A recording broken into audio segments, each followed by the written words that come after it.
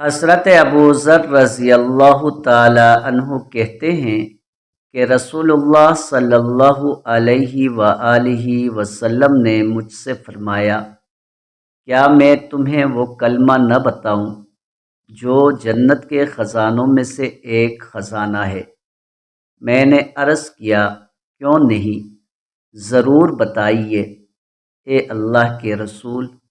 آپ صلی اللہ علیہ وآلہ وسلم نے فرمایا، وہ کلمہ لا حول ولا قوت الا باللہ ہے۔ سنن ابن ماجہ حدیث نمبر 3825۔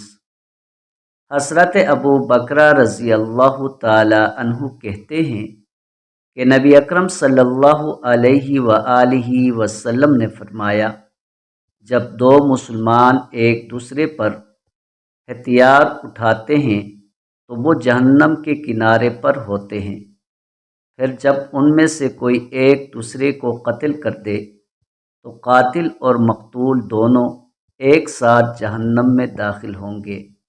سنن ابن ماجہ حدیث نمبر 3965۔ حضرت ابو امامہ رضی اللہ تعالی عنہ کہتے ہیں کہ رسول اللہ صلی اللہ علیہ وآلہ وسلم نے فرمایا، قیامت کے دن اللہ کے نزدیک سب سے برباد اور خراب مقام اس شخص کا ہوگا جس نے اپنی آخرت دوسرے کی دنیا کے لیے برباد کی۔ سنن ابن ماجہ حدیث نمبر 3966۔